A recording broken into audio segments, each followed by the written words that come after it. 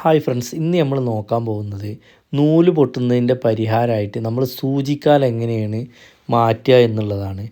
അപ്പോൾ അതിന് ആദ്യമായിട്ട് നമ്മളെ മെഷീൻ്റെ ടോപ്പ് നമ്മൾ അഴിച്ച് മാറ്റുകയാണ് ചെയ്യുന്നത്. അതിന് 3 സ്ക്രൂകളാണ് ഉണ്ടാകുക. അത് അഴിച്ച് മാറ്റുകയാണ് ചെയ്യുന്നത്. നിങ്ങൾ ഈ വീഡിയോ അവസാനം വരെ കണ്ടാൽ മാത്രമേ നിങ്ങൾക്ക് ഇതിൻ്റെ കറക്റ്റായിട്ട് എങ്ങനെ ഇത് ചെയ്യേണ്ടതെന്ന് അറിയുള്ളൂ. നിങ്ങൾ കുറച്ച് കണ്ടിട്ട് പോയിട്ട് സൂചിക്കാൽ അയക്കാൻ നിൽക്കരുത്. അപ്പോൾ നിങ്ങൾ എന്താക്കുക, ഈ വീഡിയോ സ്കിപ്പ് ചെയ്യാതെ മുഴുവനായിട്ട് നിങ്ങൾ കാണണം. നിങ്ങൾക്ക് കറക്റ്റായിട്ട് ചെയ്യാനുള്ള എല്ലാതും ഞാൻ പതുക്കെ നിങ്ങൾക്ക് എങ്ങനെയാണ് മനസ്സിലാവുന്നത് ആ രീതിയിലാണ്. അപ്പോൾ നമ്മളിവിടെ പവർ മെഷീൻ്റെയും അതേപോലെ സിംഗിൾ മെഷീൻ്റെയും രണ്ടിൻ്റെയും പറയുന്നുണ്ട്. പവർ മെഷീൻ്റെ ആണെങ്കിൽ സ്ക്രൂ ഈ ഗ്രാഫിൽ കാണിക്കുന്നത് പോലെയാണ് വരിക. അതേ സ്ഥാനത്ത് നിങ്ങളിപ്പോൾ യൂസ് ചെയ്യുന്നത് സിംഗിൾ മെഷീൻ ആണെങ്കിൽ ഇതിൻ്റെ ബാക്ക് സൈഡിലായിരിക്കും ആ സ്ക്രൂ ഉണ്ടാകുക. ഇപ്പോൾ ഞാൻ ഈ അഴിച്ച് മാറ്റുന്ന സ്ക്രൂ നിങ്ങളുടെ മെഷീൻ്റെ ബാക്ക് സൈഡിലായിരിക്കും ഉണ്ടാകുക. അപ്പോൾ അങ്ങനെയാണ് സിംഗിൾ മെഷീൻ്റെ ചെയ്യേണ്ടത്. പവർ മെഷീൻ ആണെങ്കിൽ ഞാൻ ഈ കാണിക്കുന്നത് പോലെ തന്നെ അതിൻ്റെ മേലെ ഒരു സ്ക്രൂ ഉണ്ടാവും. ഈ താഴെ വരുന്നതാണ് ശരിക്കും യഥാർത്ഥത്തിൽ നമ്മളെ സൂചിക്കാലിനെ ടൈറ്റാക്കി നിർത്തുന്നത്. മേലത്തത് അത്ര ഇമ്പോർട്ടൻ്റ് അല്ലെങ്കിലും കൂടിയിട്ട് അതിൻ്റെ സൂചിക്കാലിലേക്ക് വരുന്നതന്നെയാണ് ആ സ്ക്രൂവും. പിന്നെ ഇപ്പോൾ ഞാൻ ഈ അയക്കുന്ന സ്ക്രൂ ആണ് നമ്മളെ മുൻവശത്ത് വരുന്നതാണ്, നൂല് കോർക്കുന്ന ആ ഭാഗത്തുള്ളതാണ്. ഇതും ഇമ്പോർട്ടൻ്റ് അല്ല സൂചിക്കാലിനെ സംബന്ധിച്ചിടത്തോളം. ഇനി നമ്മളെ വീലൊന്ന് പതുക്കെ കറക്കുമ്പോൾ അതാ ഈ സ്ക്രൂ ഇടുന്ന ഭാഗം താഴെ ഭാഗത്ത് വരും. ഇനി ആ ഊരിയെടുത്ത സ്ക്രൂ അവിടെ വെച്ച് ടൈറ്റാക്കുക. അതെന്തിനാണെന്ന് ചോദിച്ചു കഴിഞ്ഞാൽ നമ്മൾ പ്ലെയറൊക്കെ ഇട്ടിട്ട് മേലോട്ട് പൊക്കാൻ ശ്രമിച്ചു കഴിഞ്ഞാൽ സൂചിക്കാൽ വരാൻ സാധ്യത കുറവാണ്. അപ്പോൾ ഇതിവിടെ ടൈറ്റാക്കിയിട്ട് വീണ്ടും കറക്കുമ്പോൾ നമ്മളെ സൂചിക്കാൽ യാതൊരു പ്രയാസമില്ലാതെ നമുക്ക് മേലോട്ട് ഉയർത്തി കൊണ്ടുവരാൻ കഴിയും. ഇപ്പോൾ നോക്കിക്കോളി നിങ്ങൾ, അത് കണ്ടോ, നമ്മളെ ആ വീല് കറക്കുന്നതിനനുസരിച്ച് സൂചിക്കാൽ മേലോട്ട് ഉയരുകയാണ് ചെയ്യുന്നത്. എന്നിട്ട് നമ്മൾ വീണ്ടും ആ സ്ക്രൂ ലൂസാക്കണം. എന്നിട്ടാണ് ഇതിനെ മേലോട്ട് നമ്മൾ ഉയർത്തുന്നത്. അപ്പോൾ നിങ്ങൾ പെട്ടെന്ന് തന്നെ നമ്മൾ ഇതേപോലെ പ്ലെയർ ഇട്ട് വലിച്ചാൽ വരത്തില്ല. പിന്നെ നമ്മൾ എന്താക്കുക, ഒരു പ്ലെയർ എടുത്തിട്ട് ഉപയോഗിച്ച് കഴിഞ്ഞാൽ ഇതുപോലെ സിമ്പിളായിട്ട് തന്നെ ഈ സൂചിക്കാൽ നമുക്ക് ഊരിയെടുക്കാൻ സാധിക്കും. അപ്പോൾ നിങ്ങൾ വിചാരിക്കുന്ന പോലെ ഓടിപ്പോയിട്ട് നമ്മളെ നൂല് പൊട്ടുന്നുണ്ട് പറഞ്ഞിട്ട് സൂചിക്കാൽ ഊരല്ല നമ്മൾ ചെയ്യുന്നത്. അതെന്താ ചോദിച്ചു കഴിഞ്ഞാൽ നമ്മളെ സൂചിക്കാലിൻ്റെ അടിയിൽ വരുന്ന ഒരു ബുഷുണ്ട്. ഈ ബുഷിന് തേയ്മാനം വരിക ഒന്നില്ലെങ്കിൽ, അല്ലെങ്കിൽ നമ്മളെ സൂചിക്കാലിന് തേയ്മാനം വരിക. ഈ 2 കാരണം കൊണ്ടായിരിക്കും നമുക്ക് തുടരെ നൂല് പൊട്ടുന്നത്. അതുപോലെ തന്നെ ഞാൻ പറഞ്ഞ ബുഷ് ഇതാണ്. ഈ ബുഷിൻ്റെ അടിയിലോ അല്ലെങ്കിൽ മേലെയോ ഒക്കെ ആയിട്ട് ഇത് നമ്മൾ സ്ഥിരമായിട്ട് സൂചിക്കാൽ മേലോട്ടും താഴോട്ടും ആകുമ്പോൾ ഈ ഡയഗ്രത്തിൽ കാണിച്ചിരിക്കുന്ന ബുഷിൻ്റെ ഉള്ളിൽ തേയ്മാനം വരും. അപ്പോൾ അതുകൊണ്ടാവാം ഒരു പക്ഷേ നമുക്ക് എന്താവുന്നത്, സൂചിക്കാൽ ഇളകുന്നത്. നമ്മൾ ഈ സൂചിക്കാൽ പിടിച്ചിട്ട് ഇങ്ങനെ ഇളക്കി നോക്കുകയാണ് ചെയ്യുന്നത്. അപ്പോൾ നന്നായിട്ട് ഇളകുന്നുണ്ടെങ്കിൽ ഒന്നില്ലെങ്കിൽ നമ്മളെ സൂചിക്കാലിൻ്റെ തേയ്മാനമായിരിക്കും, അല്ലെങ്കിൽ ഈ പറയുന്ന ഈ ബുഷിൻ്റെ തേയ്മാനമായിരിക്കും. ഈ ബുഷിൻ്റെ തേയ്മാനമാണെങ്കിൽ നമ്മൾ വേറൊരു വീഡിയോയിൽ കാണിക്കും ബുഷ് എങ്ങനെ ചേഞ്ച് ചെയ്യുക എന്നുള്ളത്. അത് റയറായിട്ടേ വരാറുള്ളൂ. നമുക്ക് സാധാരണ സൂചിക്കാലിനാണ് അധികം തേയ്മാനം വരാറ്. അപ്പോൾ ഈ സൂചിക്കാലിനെ നമ്മൾ താത്തി വെച്ചതിൻ്റെ ശേഷം നമ്മൾ ഇതിൻ്റെ മുന്നത്തെ വീഡിയോയിൽ കാണിച്ചിരുന്നു എങ്ങനെയാണ് അത് ഇങ്ങനെ പുറത്തെടുക്കുക എന്നുള്ളത്. അപ്പോൾ അതുപോലെ നമ്മൾ പുറത്തെടുത്തതിൻ്റെ ശേഷം നമുക്ക് കിട്ടുന്ന സൂചിക്കാൽ ഇതുപോലെ ആയിരിക്കും ഉണ്ടാവുക. ഇപ്പോൾ എൻ്റെ ഈ കയ്യിൽ കാണുന്നത്. അപ്പോൾ ഇതൊക്കെ ഞാൻ ഓരോരോ മെഷീൻ്റെ മാറ്റിയതാണ്. അപ്പോൾ നിങ്ങൾ ഈ ഇതിൽ കണ്ട പോലെ ടൈം മാർക്ക് പറഞ്ഞിട്ടൊരു സംഭവം ഉണ്ട് ഇതിമേ. അത് നിങ്ങൾ സൂചിക്കാൽ ശ്രദ്ധിച്ച് നോക്കിക്കഴിഞ്ഞാൽ അതിന്മേൽ ഓരോരോ പോയിൻ്റ് മാർക്ക് ചെയ്തിട്ടുണ്ടാവും. ഇത് വളരെ ഇമ്പോർട്ടൻ്റ് ആയിട്ടുള്ളൊരു കാര്യമാണ്. ചിലതിന് 2 ആയിരിക്കും, ചിലതിന് 3 ഉണ്ടാവും, 4 വരെ ഞാൻ കണ്ടിട്ടുണ്ട്. അപ്പോൾ ഈ സംഭവം എന്തിനാണെന്ന് ചോദിച്ചു കഴിഞ്ഞാൽ നമ്മളെ സൂചിക്കാൽ മാറ്റി കഴിഞ്ഞ് കഴിഞ്ഞാൽ നമ്മൾ ഷട്ടിലേക്ക് ഇറങ്ങി വരുന്ന ആ ഒരു പോയിൻറ്റിനെയാണ് ഈ ഇത് അടയാളപ്പെടുത്തിയിട്ടുള്ളത്. അപ്പോൾ അതെങ്ങനെ മാറ്റുമ്പോൾ അത് ചേഞ്ച് ചെയ്യുമ്പോൾ എങ്ങനെയാണ് അത് ചെയ്യേണ്ടത് എന്നുള്ളത് ഞാൻ ഈ വീഡിയോയിൽ പറഞ്ഞുതരും. ഇതിൽ കണ്ടില്ല, ഇപ്പോൾ 4 എണ്ണം കാണുന്നുണ്ട്. ആദ്യം നമ്മൾ കാണിച്ചതിൽ 2 എണ്ണേ ഉള്ളൂ, എന്നാൽ ഈ സൂചിക്കാലിൽ നമ്മൾ 4 എണ്ണം കാണുന്നുണ്ട്. അപ്പോൾ ഓരോ സൂചിക്കാലിൻ്റെ ഇതിനും അളവിന് വ്യത്യാസം ഉണ്ടാവും. ചിലത് വലിയ സൂചിക്കാലായിരിക്കും. അപ്പോൾ ആ പോയിൻ്റ് അഡ്ജസ്റ്റ് ചെയ്തിട്ടാണ് നമ്മളിത് മാറ്റുന്നത്. അതുപോലെ തന്നെ സൂചിക്കാലിൻ്റെ ഹോളിനും വ്യത്യാസം ഉണ്ടാവും.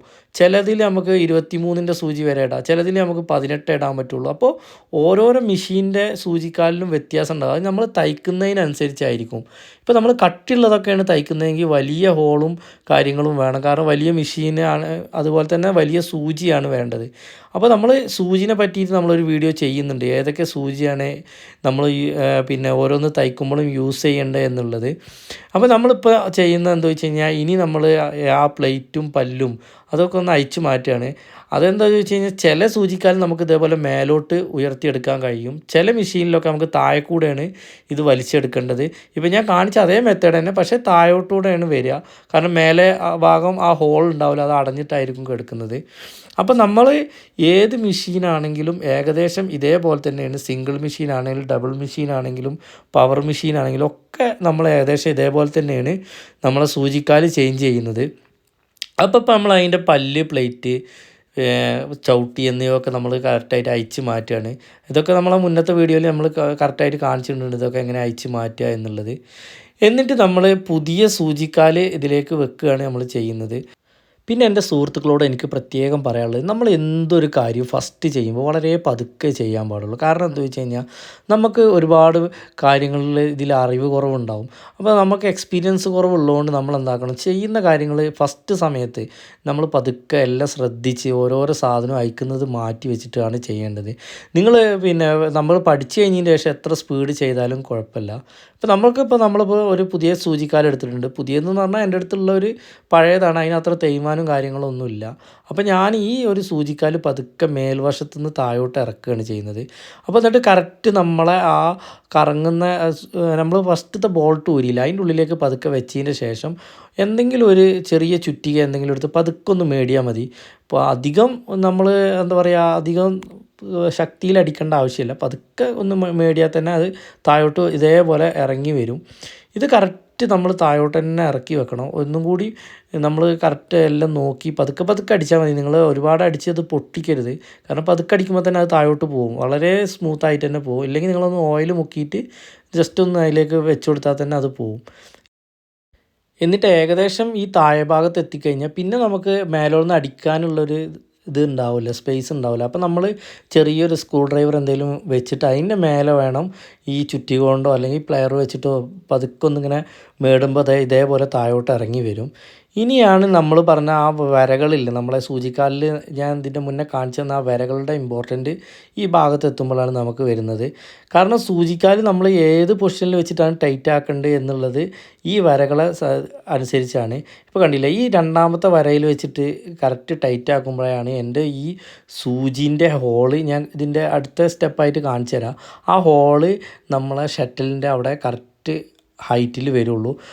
ഇത് രണ്ടാമത്തേൽ വെച്ചിട്ടാണ് ഇപ്പോൾ ഞാൻ ടൈറ്റ് ആക്കുന്നതെങ്കിൽ എൻ്റെ സൂചി ഒരുപാട് ഇറങ്ങി നിൽക്കും. അപ്പോൾ അത് നമ്മളെ ബോബിനിൽ കുത്തും. ഇപ്പോൾ എൻ്റെ ഇതിൻ്റെ അളവ് എന്ന് പറഞ്ഞു കഴിഞ്ഞാൽ ഈ രണ്ടാമത്തതാണ്, അത് കറക്റ്റായിട്ട് അവിടെ വെച്ചിട്ട് ടൈറ്റ് ആക്കുമ്പോഴാണ്. ഇനിയുള്ള കാര്യങ്ങൾ വളരെ ഇമ്പോർട്ടൻ്റ് ആണ്. കാരണം നമ്മൾ ഈ സൂചിക്കാൽ വന്നു കഴിഞ്ഞാൽ താഴെ എത്ര നിൽക്കേണ്ടി എന്നുള്ളതാണ്. അപ്പോൾ നമ്മളവിടെ സൂചിക്ക് ഒരു ചെറിയ ഹോൾ ഉണ്ടാവും. ഈ ഹോള് എപ്പോഴും നമ്മൾ ശ്രദ്ധിക്കേണ്ടത് എന്താ വെച്ച് കഴിഞ്ഞാൽ ഈ ഹോൾ ഇപ്പം ഞാൻ ഈ കാണിക്കുന്ന ഈ ഒരു പൊസിഷനിൽ ഉണ്ടാകാൻ പാടുള്ളൂ. ഇതിൻ്റെ കൂടുതലും ഇറങ്ങാൻ പാടില്ല, കുറവും ആകരുത്. കൂടുതൽ ഇറങ്ങിക്കഴിഞ്ഞപ്പോൾ ഒരു 3 സ്റ്റിച്ചൊക്കെ കറക്റ്റ് വന്നിട്ട് പിന്നെ ഒരു സ്റ്റിച്ച് പിന്നെ വിട്ടുത്തും. അതേപോലെ ഇത് തീരെ ഇറങ്ങി വന്നിട്ടില്ലെങ്കിൽ നൂല് കൊത്തിയെടുക്കില്ല. അപ്പോൾ ഈ 2 കംപ്ലൈൻറ്റ് വരുന്നതിൻ്റെ കാരണം സൂചിക്കാലിൻ്റെ സ്ക്രൂ ലൂസായിട്ട് ഒന്നില്ലെങ്കിൽ അത് മേലോട്ട് കയറി നിൽക്കുന്നുണ്ടാവും, അല്ലെങ്കിൽ ഈ സൂചി ഒരുപാട് താഴോട്ട് വന്നിട്ടുണ്ടാവും. ഈ താഴോട്ട് വരുമ്പോൾ നിങ്ങളെ ബോബിനിലൊക്കെ കുത്താനുള്ള സാധ്യത ഉണ്ട്. ഇതിൻ്റെയൊക്കെ കാരണം ഈ സൂചിക്കാലിൻ്റെ സ്ക്രൂ ലൂസാകുന്നതാണ്. അപ്പോൾ ഞാൻ ഇത്രയും വ്യക്തമായിട്ട് പറയുന്നത് നിങ്ങൾക്ക് മനസ്സിലാവാൻ വേണ്ടിയിട്ടാണ്.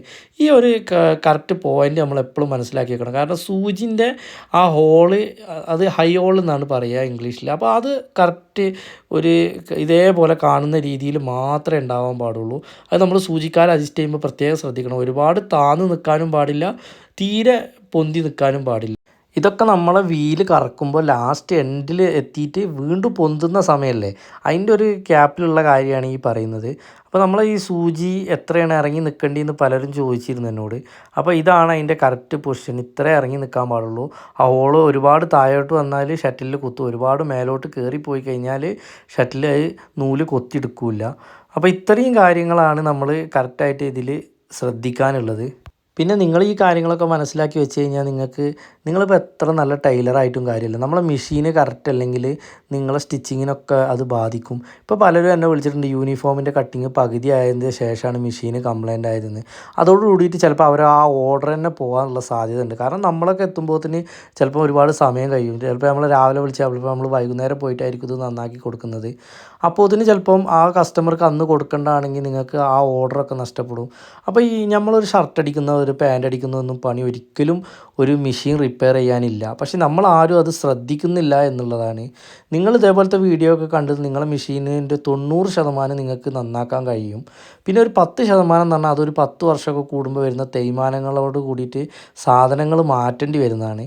അതൊക്കെ പറഞ്ഞു കഴിഞ്ഞാൽ കുറച്ച് ബുദ്ധിമുട്ടുള്ള വർക്കായിരിക്കും. പക്ഷേ എന്നിരുന്നാലും 90% നിങ്ങൾക്ക് തന്നെ ക്ലിയർ ആക്കാൻ കഴിയും. അപ്പോൾ വീഡിയോ ഇഷ്ടപ്പെട്ടാൽ ഷെയർ ചെയ്യുക, അതേപോലെ സബ്സ്ക്രൈബും ചെയ്യുക.